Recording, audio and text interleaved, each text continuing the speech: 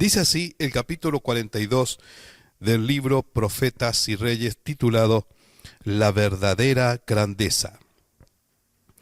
Aunque exaltado hasta el pináculo de los honores mundanales y reconocido por la inspiración misma como Rey de Reyes, Nabucodonosor había atribuido a veces la gloria de su reino y el esplendor de su reinado al favor de Jehová.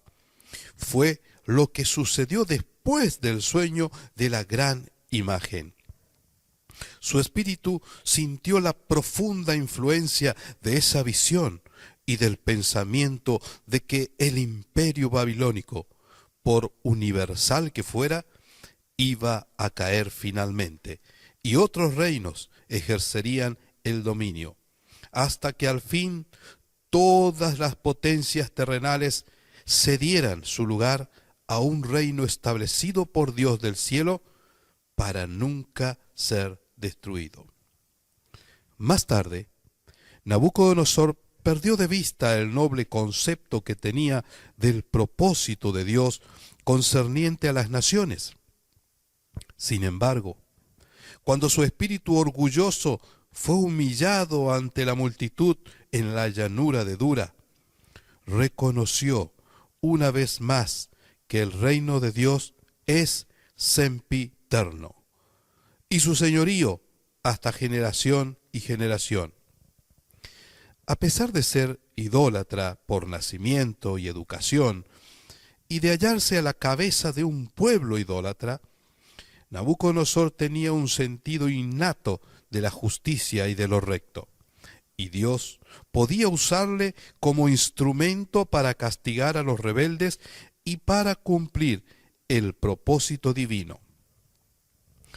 Con la ayuda de los fuertes de las gentes, le fue dado a Nabucodonosor, después de años de pacientes y cansadores esfuerzos, conquistar a la ciudad de Tiro, y Egipto también cayó presa de sus ejércitos victoriosos.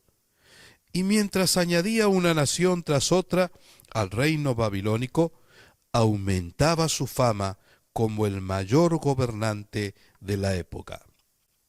No es sorprendente que en su prosperidad un monarca tan ambicioso y orgulloso se sintiera tentado a desviarse de la senda de la humildad, la única que lleva a la verdadera grandeza.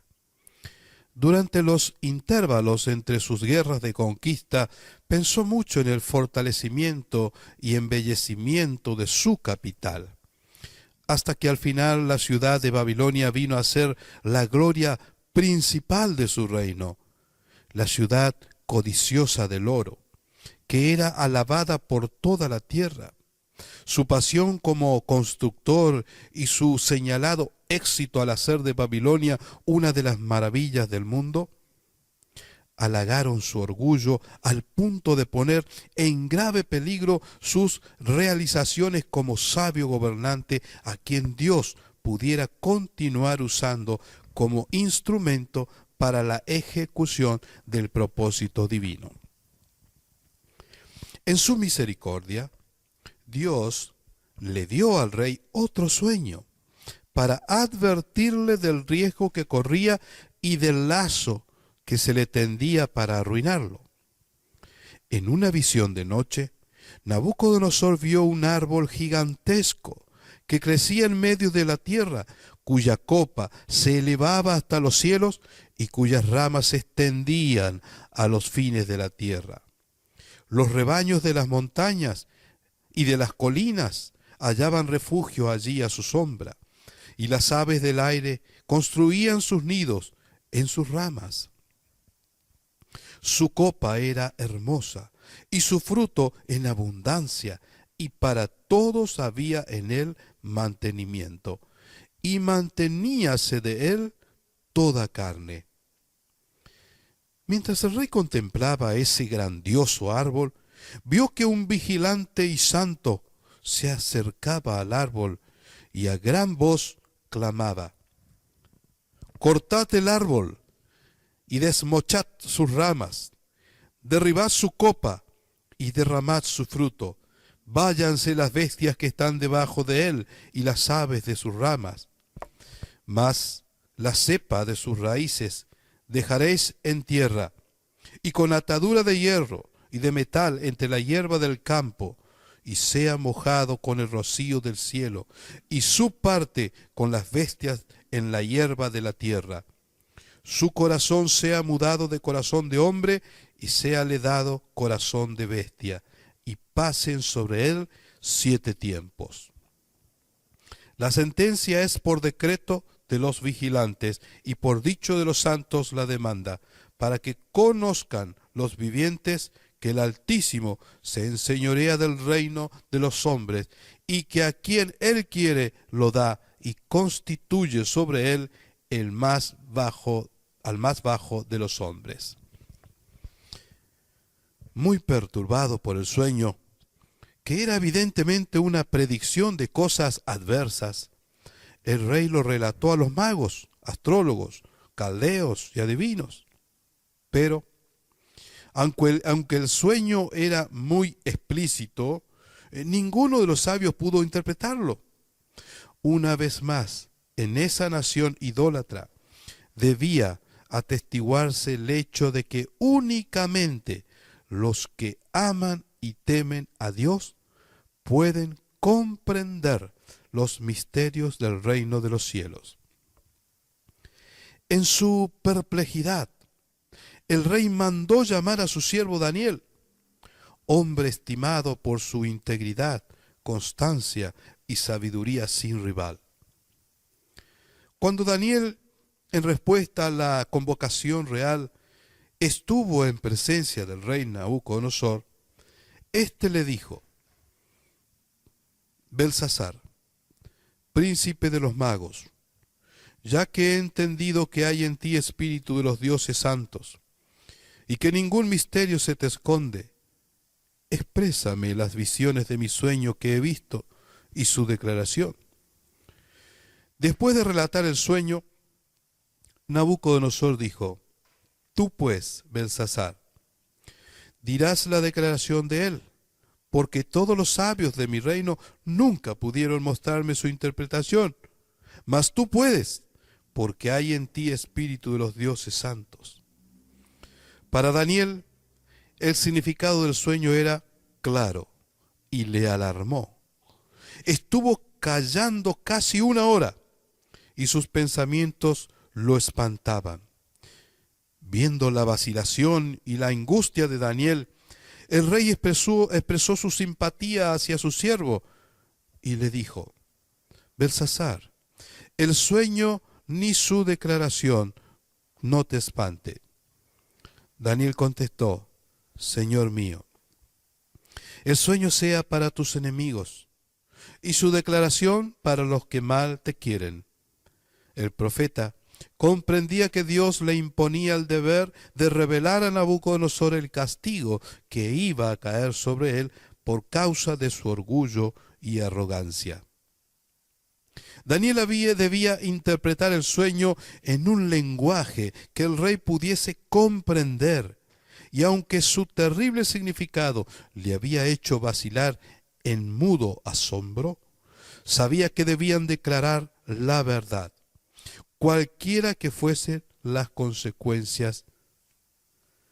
Entonces, Daniel dio a conocer el mandato del Todopoderoso y dijo: El árbol que viste, que crecía y se hacía fuerte, y que su altura llegaba hasta el cielo, y su vista por toda la tierra, y cuya copa era hermosa, y su fruto en abundancia, y que para todos había mantenimiento en él, debajo del cual moraban las bestias del campo, y en sus ramas habitaban las aves del cielo, tú mismo eres, oh rey, que creciste y te hiciste fuerte, pues creció tu grandeza, y ha llegado hasta el cielo, y tu señorío hasta el cabo de la tierra. Y cuanto a lo que vio al rey, un vigilante y santo que descendía del cielo y decía: Cortad el árbol y destruidlo, mas la cepa de sus raíces dejaréis en la tierra, y con atadura de hierro y de metal en la hierba del campo, y sea mojado con el rocío del cielo, y su parte sea con las bestias del campo, hasta que pasen sobre él 7 tiempos. Esta es la declaración, oh rey, y la sentencia del Altísimo, que ha venido sobre el rey mi señor, que te echarán de entre los hombres, y con las bestias del campo será tu morada, y con hierba del campo te apacentarán como a los bueyes, y como rocío del cielo serás bañado, y 7 tiempos pasarán sobre ti, hasta que entiendas que el Altísimo se enseñorea en el reino de los hombres, y que a quien él quisiere lo dará. Y lo que dijeron, que dejasen en la tierra la cepa de las raíces del mismo árbol, significa que tu reino se te quedará firme, luego que entiendas que el señorío es en los cielos. Habiendo interpretado fielmente el sueño, Daniel rogó al orgulloso monarca que se arrepintiese y se volviese a Dios, para que, haciendo el bien, evitase la calamidad que le amenazaba. Suplicó el profeta: por tanto, oh rey, aprueba mi consejo y redime tus pecados con justicia y tus iniquidades con misericordias para con los pobres, que tal vez será eso una prolongación de tu tranquilidad. Por un tiempo, la impresión que habían hecho la amonestación y el consejo del profeta fue profunda en el ánimo de Nabucodonosor.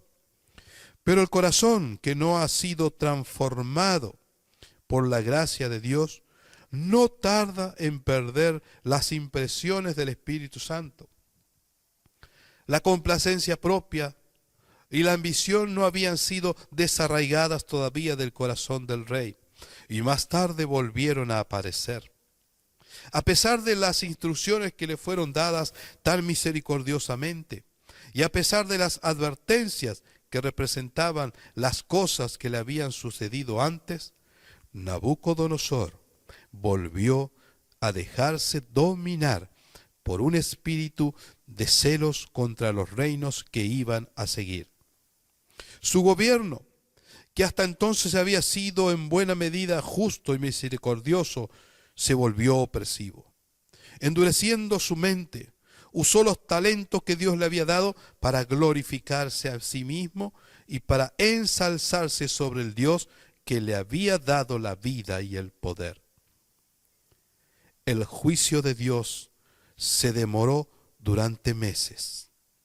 Pero en vez de ser inducido al arrepentimiento por esta paciencia divina, el rey alentó su orgullo hasta perder confianza en la interpretación del sueño y burlarse de sus temores anteriores. Un año después de haber recibido la advertencia, mientras Nabucodonosor andaba en su palacio y pensaba con orgullo en su poder como gobernante y en sus éxitos como constructor, exclamó: ¿no es esta la gran Babilonia que yo edifiqué para casa del reino, con la fuerza de mi poder y para gloria de mi grandeza? Estando aún en los labios del rey la jactanciosa pregunta, una voz del cielo anunció que había llegado el tiempo señalado por Dios para el castigo. En sus oídos cayó la orden de Jehová: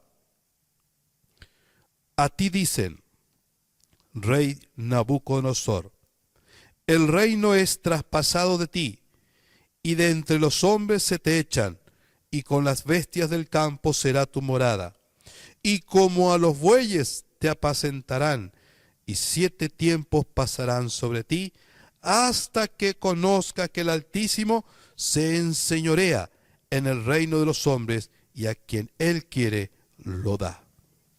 En un momento le fue quitada la razón que Dios le había dado. El juicio que el rey consideraba perfecto, la sabiduría de la cual se enorgullecía, desaparecieron, y se vio que el que antes era gobernante poderoso estaba loco. Su mano ya no podía empuñar el cetro. Los mensajes de advertencia habían sido despreciados, y ahora, despojado del poder que su creador le había dado y ahuyentado de entre los hombres, Nabucodonosor comía hierba como los bueyes, y su cuerpo se bañaba con el rocío del cielo, hasta que su pelo creció como de águila y sus uñas como de aves.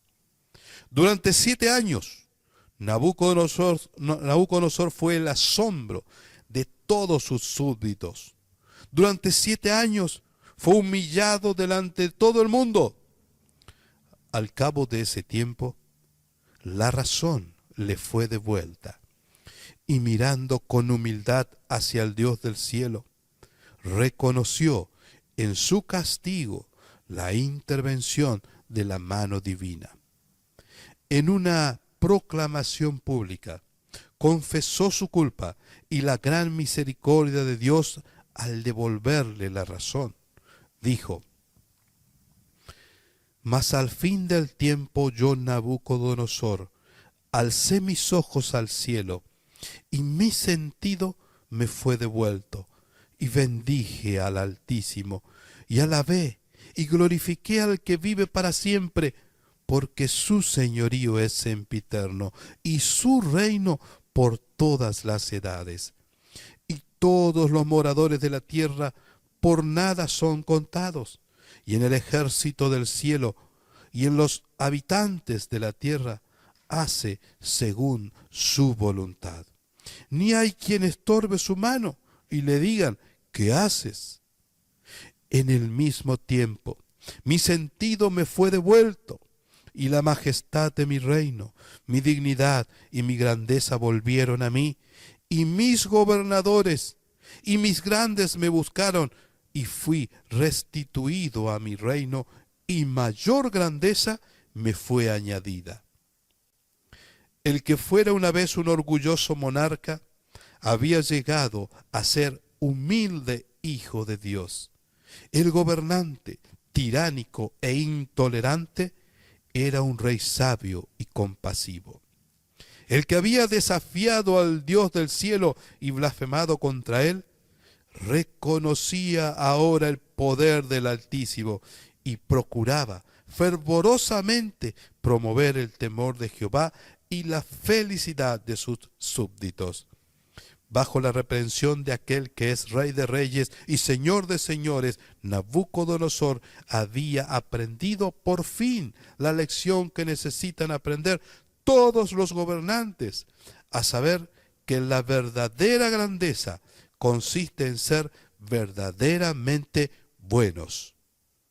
Reconoció a Jehová como el Dios viviente, diciendo: ahora yo, Nabucodonosor, alabo, engrandezco y glorifico al Rey del cielo, porque todas sus obras son verdad, y sus caminos juicio, y humillar puede a los que andan con soberbia. Estaba ahora cumplido el propósito de Dios, de que el mayor reino del mundo manifestase sus alabanzas. La proclamación pública en la cual Nabucodonosor reconoció la misericordia, la bondad y la autoridad de Dios fue el último acto de su vida que registra la historia sagrada.